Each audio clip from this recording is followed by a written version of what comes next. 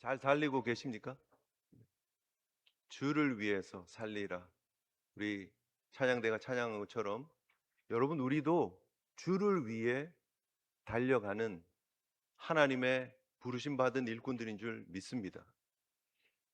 하나님이 위해서 부르신 부름의 상을 위하여 달려간다고 사도 바울이 그렇게 고백했고, 우리가 지난 주일 그 도전의 말씀을 우리가 받고 한 주를 살았습니다.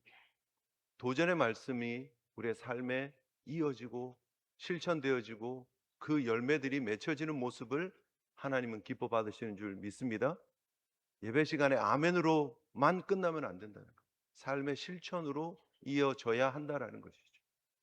오늘 월드컵 결승이 오후에 진행이 될 예정입니다. 급하게 막 빨리 밥 먹고 집에 가야지 하는 분들이 계실지도 모르겠지만, 결승까지 올라온 팀들의 모습, 물론 이번에는 4강에 피파 랭킹 1위, 2위, 3위, 4위 팀이 다 올라와서 참 역대급 4강이었다 하는 이야기를 듣습니다. 그들이 뛰는 모습들을 보면 야, 역시 다르구나. 그죠? 한 팀이 되어서 이렇게 움직이는 그 모습이, 굉장히 유기적인 그런 공을 주고받고 하는 그런 모습이 너무 대단하지 않습니까? 결승에 올라간 두 팀 올라갈 만하다라고 생각되지 않습니까? 그들이 나라를 위해서 정말 뼈가 하나 부러져도 괜찮다 하는 마음으로 몸을 던지면서 축구하는 모습들을 보면 굉장히 도전됩니다. 축구를 하는데도 저렇게 목숨 걸고 열심히 하는데, 나라를 위해서도 그렇게 본인들 몸값이 굉장히 대단한 선수들이잖아요. 이번에 월드컵이 끝나면 이제 다시 소속팀으로 돌아가서 경기를 해야 되는 선수들이에요. 그런데 내 몸값이 중요하지 않아요. 내 건강이 중요하지 않아요. 지금 나에게 주어진 경기에 최선을 다하고 몸을 던지는, 정말 투사의 모습으로 최선을 다하는 모습들이 굉장한 도전과 감동을 줍니다. 바라기는 하나님 앞에 그런 멋진 하나님 나라의 용사로, 십자가의 용사로, 투사처럼, 하나님이 보내신 선교사처럼 최선을 다해서 귀한 사명 감당하시는 우리 믿음의 권속들 또한 되시기를 주님의 이름으로 축복합니다. 왜입니까? 우리에게 하나님께서 말할 수 없는 은혜를 주셨다라는 거예요. 하나님께서 우리에게 예수 그리스도를 통한 복음을 허락해 주셨기 때문이죠. 베드로가 설교한 설교의 결론이 무엇입니까? 너희가 십자가에 못 박은 이 예수를 하나님이 주와 그리스도를 삼으셨다는 거예요. 주와 그리스도가 되게 하셨다라고 선언하고 선포하고 있는 거예요. 그 예수님이 그리스도시다, 예수님이 주님이시다의 고백이 선포되어졌을 때에 놀라운 반응이 나타나는 모습을 오늘 우리는 본문을 통해서 보게 되어지는 것이죠. 복음이 선포되어지면 그곳에 항상 반응이 나타나게 됩니다. 사실 우리가 아는 것처럼 오늘 본문의 이 설교의 말씀을 들었던 대상자들이 누구입니까? 유대인들이에요. 얼마나 고집이 센지, 얼마나 목이 곧기로 유명한 사람들인지 하나님이 정말 고개를 쩔레쩔레 흔들 정도로 굉장히 참 마음이 굳은 사람들이에요. 그런데 그 굳은 사람들에게 베드로가 예수 그리스도, 너희들이 못 박은 예수 그리스도가 주와 그리스도가 되게 하셨다라고 선포되어지는 그 말씀 앞에 그들이 반응하는 거예요. 그들이 찔림을 받았다라고 오늘 성경은 말하고 있는 것이죠. 여러분, 복음이 선포되어지는 곳에 찔림의 역사가 있는 줄 믿습니다. 하나님의 은혜의 시간은 어떤 시간인가? 하나님께서 우리의 삶을 책임져 주시고 우리를 잘되게 하시고 우리를 성공하게 하시고 우리를 편안하게 하신다로 끝나지 않아요. 진짜 하나님의 은혜의 시간, 성령님께서 역사하시는 시간은 우리에게 찔림이 있는 시간인 줄 믿습니다. 아멘도 별로 안 나오시고, 우리가 어찌할꼬 하며 각성하며 찔림이 있는 것이 하나님의 은혜의 시간이라는 거예요. 예배 시간인데 평안하다 평안하다 평안하다, 행복하다 행복하다 행복하다만 하다가 가면 물론 그것도 좋은 시간이에요. 근데 정말 은혜의 시간은 언제인 줄 아십니까? 오늘 왜 저 말씀이 나에게 이렇게 아프지? 나에게 왜 이렇게 찔림이 되지? 왜 오늘 목사님은 나들으라고 저 설교를 하고 계시지? 라고 하는 게 느껴지는 시간이 은혜의 시간인 줄 믿습니다. 성령님께서 나에게 말씀하는 시간인 줄 믿습니다. 오늘 성경에 말하고 있는 마음에 찔려라고 하는 이 표현이 굉장히 중요한 표현이에요.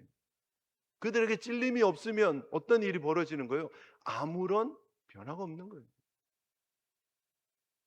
여러분, 집에서 고양이, 강아지 키우잖아요. 근데 이 아이들이 막 오래 이렇게 살지 못하잖아요. 10년, 15년 정도 많이 살면, 그죠? 그러다가 그 짧은 생이 마무리가 되어지잖아요. 근데 아이들 이렇게 키우다가 보면 그 강아지들, 고양이들, 제가 아이라고 해서 좀 하여튼 키우다가 보면 이제 나이가 들기 시작하면 걱정되잖아요. 이 아이가 언제까지 살 수 있을까? 근데 예를 들어서 한 14살, 15살 된 아이예요. 그런데 밥 먹고 계속 그냥 앉아만 있는 거예요. 툭 건드렸는데 반응이 없어요. 그럼 어때요? 마음이 철렁하는 거죠. 마음이 철렁해요. 반응이 없으면 철렁하는 거예요. 왜요? 죽은 거니까. 살아있는 거는 뭐예요? 반응한다는 거예요. 툭 건드리면 움직여야 돼요. 툭 건드리면 벌떡 일어나야 돼요. 툭 건드리면 왜 건드리냐 하고 반응해야 되는 거예요. 하나님의 말씀이 우리 가운데 던져졌는데, 선포되어졌는데 우리가 반응이 없다면 잘 생각해 봐야 됩니다. 왜 내가 반응이 없지? 왜 이 말씀이 나에게 찔림이 되지 않지? 왜 이 말씀이 나에게 도전이 되지 않지? 생각해 볼 필요가 있다라는 거죠. 성령님의 강력한 역사는, 부흥은 결국 우리 마음에 찔림을 주는 역사인 줄 믿습니다. 오늘 말씀이 찔림을 주었다라고 하는 그 찔림이 어떤 표현이냐면 박차를 가하다라고 할 때 박차로 찌른다라는 그런 표현이에요. 여러분, 박차를 가한다가 뭐예요? 달리는 말에 박차를 가한다. 박차가 뭐냐 하면 카우보이들 부츠 아시나요? 텍사스 부츠 있죠? 그 뒤에 보면 톱니바퀴 같은 이런 이렇게 동그랗게 달려 있는 부츠 뒤에 달려 있는 그게 박차예요, 박차. 근데 그거를 가지고 말의 배를 쿡 찌르는 거예요. 양쪽에 박차를 달고 부츠 뒤에다가 박차로 배를 쿡 찌르는 거예요. 그러면 말이 아프니까 반응하는 거예요. 주인이 여기를 찔렀네? 그 반응하는 거예요. 이번에 여름 성경학교, 그 멕시코에서 여름 성경학교 사역 둘째 날 저희들이 갔을 때 이 교회 고아원 위치가 좀 외져 있었어요. 골목 한쪽으로 들어가서 이 배너가 붙어 있긴 한데 이게 측면에서 보는 거라서 이게 어딘지 잘 몰라요. 그래서 제가 안에서 이렇게 게임도 하고 이렇게 진행될 때 제가 밖에 있었거든요. 오는 사람들 이렇게 환영하려고, 웰커밍 하려고 서 있었는데 이미식 집사님도 나중에 오셔가지고 우리 같이 봤는데 말을 멋지게 탄 두 카우보이 두 명이 나타났어요. 모자부터 해서 막 완전 풀 장착을 했어요. 멕시코 보통 보면 말 안장도 안 하고 그냥 대충 타고 다니거든요. 그냥 맨발에 타고 다니기도 하는데 그 친구들은 모자부터 해서 카우보이 셔츠 촥 입고 바지도 멋있게 입고 부츠 딱 신고 박차를 달고 그리고 말을 타고 타닥타닥타닥 왔어요. 그 제가 막 지나가서 오라고 그랬더니 자기 가서 말 놓고 온다고 하면서 말을 두고 오겠다고 얘기하면서 박차를 말 배에다가 쿡 찌르는데 말이 놀래가지고 반응하는데 아 정말 이게 박차구나. 진짜 마음이 아팠어요. 이거 저렇게 세게 찌르나 할 정도로 콱 찌르더라고요, 보니까. 눈앞에서 찌르는데 말이 반응해요. 왜요? 아프니까. 그게 여러분 이 표현이에요. 무기로 나를 콱 찌르는 그 표현이 마음의 찔림을 받았다라는 표현이에요. 말씀이 우리를 그냥 너무 스치고 가고 있지 않느냐는 거예요. 말씀이 우리의 귀에 왔다가 들어와서 내 마음을 울리고 변화시키는 말씀이 아니라 너무 부드럽게 그냥 스치고 지나가고 있지 않느냐는 거예요. 너무 우리가 하나님의 말씀을 가볍게 여기고 반응하지 않고 지나가고 있는, 겨우 그저 아멘 한 번 정도 하고 내 삶의 변화는 없는 모습으로 나아가고 있는 모습은 아닐까 하는 거예요. 찔림은 극심하고 폭력적이기도 한 그런 표현이에요. 하나님의 말씀이 강권적으로 우리 가운데 들어오면 강력한 찔림의 역사가 나타나야 되는 줄 믿습니다. 그리고 변화가 되어야 됩니다. 그 찔림 때문에 내가 아파야 되는 거예요. 그 찔림 때문에 내가 회개해야 되는 거예요. 그 찔림 때문에 내가 하나님의 사람으로 변화되어지는 역사가 있어야 된다. 스가랴 12장 10장의 10절의 반향이라고 말할 수 있는데, 그들이 그 찌른 바 그를 바라보고 그를 위하여 애통하기를 독자를 위하여 자식을 위하여 애통함 같았다. 그 찔림이 어떤 찔림이냐? 자식을 잃은 아픔 같은 애통함이 있었다라고 말하는 거예요. 그런 찔림이 우리 가운데 있느냐는 거예요. 내 삶을 송두리째 변화시키는 그런 찔림이 우리 가운데 있느냐는 거예요. 참된 복음은 결코 우리를 편안하게 내버려 주지 않습니다. 우리의 생각, 우리의 자존심, 우리의 계획을 다 박살내고 하나님의 사람으로 새 출발하게 하는 은혜가 있는 줄 믿습니다. 사도행전을 우리가 쭉 살펴보면서 이런 일이 있었구나, 이런 기록들이 있구나로 지나가는 것이 아니라, 이 사도행전의 말씀이, 이 초대교회의 놀라운 부흥의 역사가, 이 초대교회의 새로운 출발의 역사가 내 삶 가운데도 이루어질 수 있도록 성령님께서 내 삶에 찔림을 주시도록 믿음으로 반응하는 저와 여러분들 되시기를 주님 이름으로 축복합니다. 여전히 아멘이 작습니다. 내 삶을 돌아보셔야 돼요. 예수 그리스도의 복음이 선포되어지고 나니까 그들이 찔림을 받아요. 뭐예요? 너희들이 못 박은 예수 그리스도라는 말씀이 찔림이 탁 되는 거예요. 그래, 내가 저 예수님을 십자가에 못 박았구나. 여러분, 우리가 왜 찔림이 안 되는 줄 아세요? 우리가 예수 믿은 지 5년, 10년, 20년, 30년, 40년, 우리가 하나님의 은혜 가운데 구원받은 그 삶의 역사가 길어지면서 우리가 마치 의인이라고 생각합니다. 예수님의 십자가의 죽음은 아직도 복음이 필요한, 아직도 예수 그리스도를 믿지 않는 사람들을 적용시키면서, 예수님의 십자가는 멕시코 사람들을 위해서, 예수님 피 흘리신 이유는 아직도 복음을 받아들이지 않는 전 세계 선교지에 있는 사람들을 위해서 흘린 거라고 자꾸 적용이 되어지는 거예요. 그런데 언제 찔림이 됩니까? 예수님이 돌아가신 이유, 예수님 십자가를 지신 이유, 예수님 피 흘리신 이유가 나의 죄 때문이라고 연결이 되어지면, 그때 우리의 마음에 찔림이 있고, 그때 우리가 하나님 앞에 회개하는, 하나님 앞에 돌이키는 역사가 나타나게 될 줄 믿습니다. 나 때문이었구나. 내가 쥐고 있었던 자존심 때문이었구나. 내가 깨닫지 못하고 혹은 때로는 의도적으로 범했던 내 죄악 때문에 예수님이 십자가에 돌아가셨구나를 깨달으면, 그 복음 앞에서, 그 십자가 앞에서 우리에게 찔림의 역사가 나타나는 줄 믿습니다. 우리 사랑하는 믿음의 동역자 여러분들, 우리 사랑하는 믿음의 권속자 여러분들에게 성령님께서 우리의 삶의 형편, 우리의 믿음의 형편을 정확하게 보게 하시는 역사가 나타나고, 그 하나님 앞에 믿음으로 온전히 반응하는 역사가 있기를 주님의 이름으로 축복합니다. 그때 우리가 새로운 하나님의 은혜를 경험할 수 있는 거예요. 그때 하나님이 우리 가운데 일하시는 그 은혜를 경험할 수 있는 거예요. 우리가 어찌할고 반응할 수 있는 거예요. 내가 그러면 어떻게 해야 되지가 나와야 돼요. 내 마음에 그냥 짠함이 있다, 내 마음에 슬픔이 있다, 내 마음에 후회가 있다 정도로 끝나면 안 된다는 거예요. 내가 그러면 어떻게 해야 되지가 나와야 됩니다.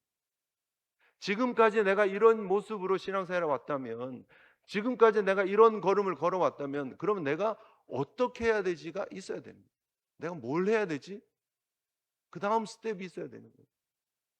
그래서 이들이 베드로에게, 다른 사도들에게 질문하고 있는 거예요. 우리가 어떻게 해야 합니까? 여러분, 어떻게 해야 합니까에 대한 질문이 여러분 가운데 이어져야 된다. 말씀이 우리 가운데 주어졌고, 내가 이 말씀이 나를 향한 말씀인 것 같은데, 도전이 있는데, 찔림이 있는데, 그러면 내가 뭘 해야 되지로 이어지셔야 된다라는 거예요. 빌립보 간수가 똑같은 말을 하죠. 선생님이여, 내가 어떻게 해야 합니까? 어떻게 해야 구원을 얻을 수 있습니까? 사도행전 16장 30절에서 말하고 있는 것처럼 우리가 어떻게 해야 합니까로 이어지지 않으면 다시 원위치가 되는 거예요. 다시 제자리로 돌아가는 모습이 될 수밖에 없다라는 거예요. 구원의 문에 들어서기 위해서, 하나님의 놀라운 역사의 은혜의 현장 앞으로 들어가기 위해서 우리가 결단하면서 질문해야 될 것이 우리가 어찌할 거의 질문인 줄 믿습니다. 여러분, 우리가 어찌할 거로 이어진다면 바로 그것이 하나님의 은혜인 줄 믿으시길 바랍니다. 네. 이게 여러분 복음이 선포되어지는데 반응이 항상 두 가지로 나타나거든요. 항상 두 가지예요. 오늘 본문은 2장 37절에는 뭐예요? 우리가 어찌할 거로 나타났어요. 그런데 스데반 집사님이 설교를 했을 때 7장에 보면 7장 54절에 그들의 반응이 나타나는데 어떻게 반응합니까? 이를 갈며 죽이는 거예요. 스데반. 똑같은 복음이 선포되어졌는데 한쪽은 우리가 어찌할꼬 하며 마음에 찔림을 받는 역사가 있고 또 다른 한쪽에서는 이를 갈면서 스데반을 돌로 쳐서 죽여버려요. 똑같은 복음이 선포되어지는데 한쪽은 이를 갈며 그 복음을 선포한 메신저를 죽여버려요. 한쪽은 자기 자신을 죽이면서 하나님 앞으로 돌아가요. 여러분 이것이 하나님의 은혜의 결과인 줄 압니다.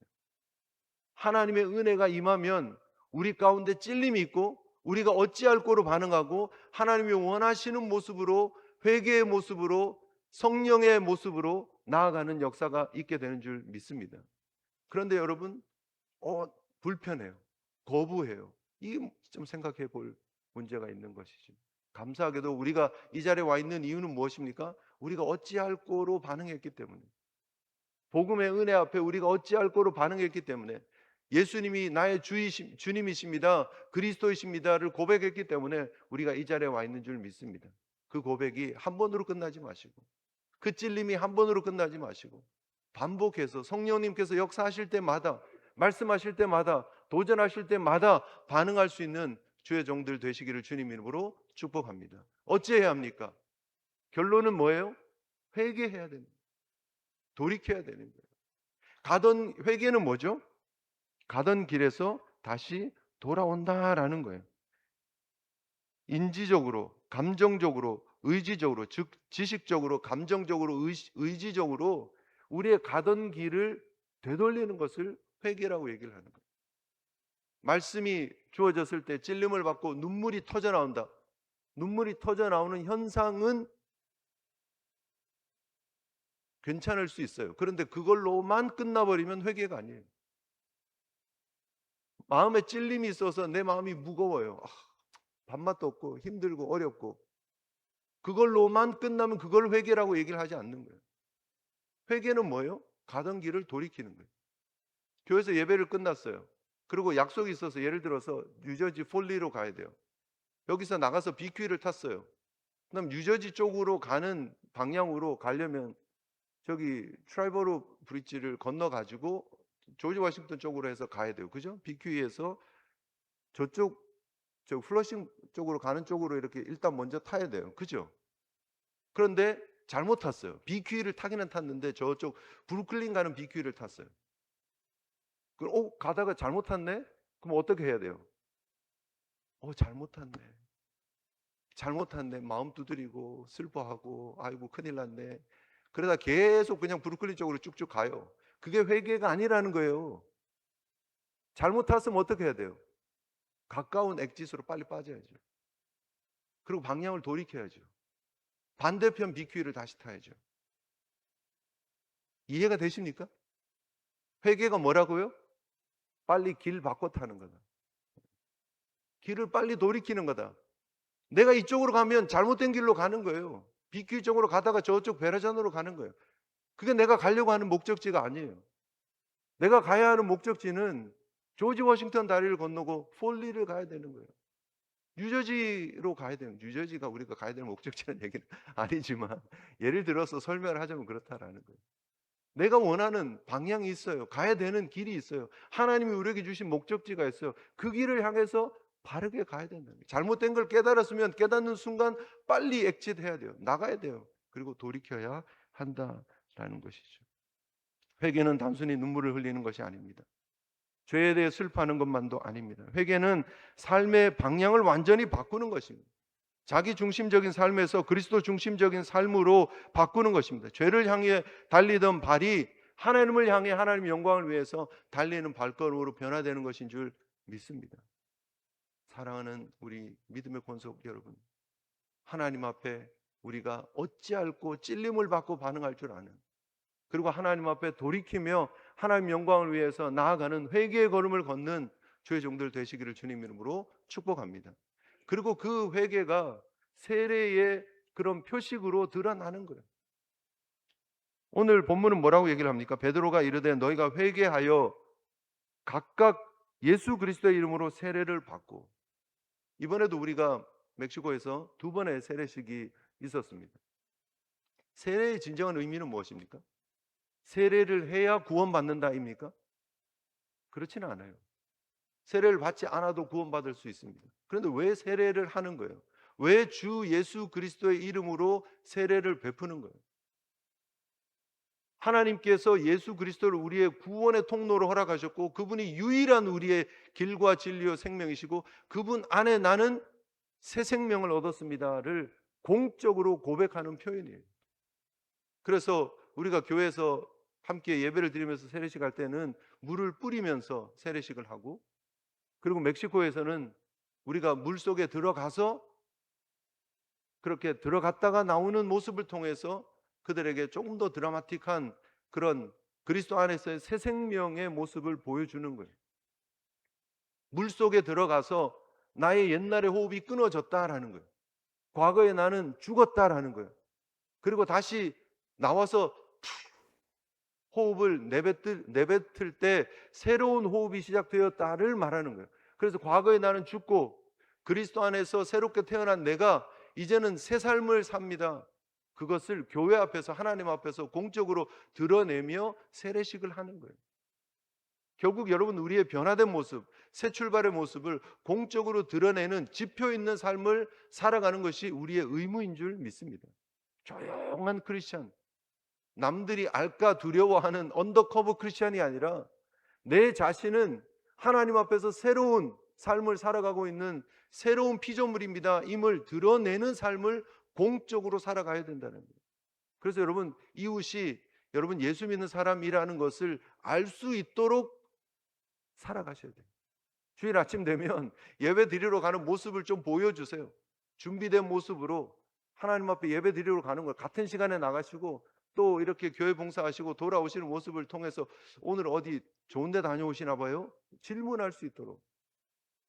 아, 저 사람 매 주일 아침에 나가는 거 보니까 교회 가는 거구나 라는 것을 알 수 있도록 드러내는 삶, 바로 그것이 그리스도 안에서 회개하고 세례를 받는 변화된 삶을 살아가는 흔적이요 모습이다라는 거예요. 세례를 받고 죄 사함을 받는 거예요. 과거에 내가 죽고 새로운 생명이, 새로운 피조물이 시작되어지는 모습을, 그리고 성령의 선물을 받게 되어진, 물론 이것이 순차적으로가 아니라 사실은 동시에 일어나는 거죠.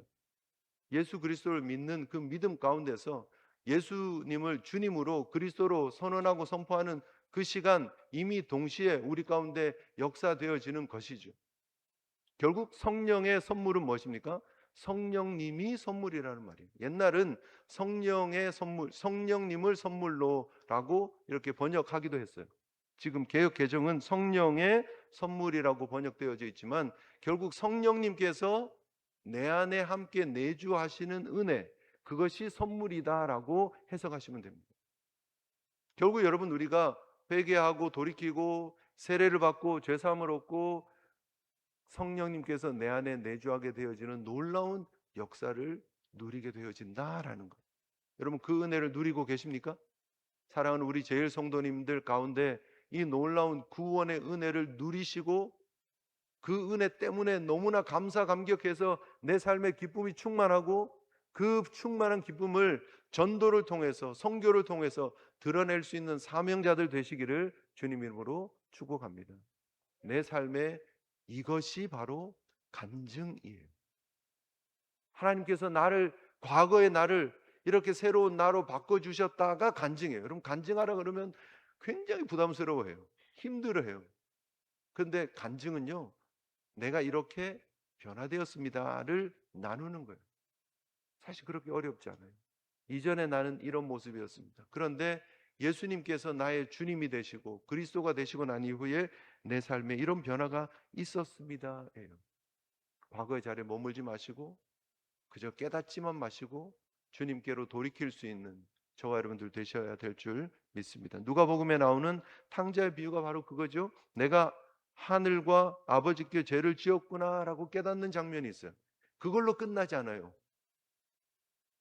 탕자의 비유는 내가 하늘과 아버지께 범죄했구나, 죄를 지었구나 깨닫고 나서 그 다음에 그 누더기 옷을 입고 그 거짓 꼴을 하고 아버지께로 발걸음을 옮기는 데 있다라는 거예요. 아버지와 다시 포옹을 하고 아버지께서 회복시켜 주시는 그 아들로서의 회복의 은혜를 누리는 것이 진정한 돌이킴이고 진정한 회개라는 것을 성경은 말하고 있는 것이죠. 사랑하는 성도 여러분, 하나님께서 우리에게 새로운 신분을 주셨습니다. 계속 주염 열매 먹으면서 돼지 우리 가운데 머무르지 마시고 아버지 품으로 나와서 하나님의 은혜를 누리시는 저와 여러분들 되시기를 주님 이름으로 축복합니다. 오늘 바로 그것이 우리에게 주어진 하나님의 은혜의 복음이다. 그런데 그 은혜의 복음이 어디까지라고 오늘 성경은 말하고 있느냐면 이 약속은 너희와 너희 자녀와 모든 먼데 사람이라고 얘기를 하는 거예요.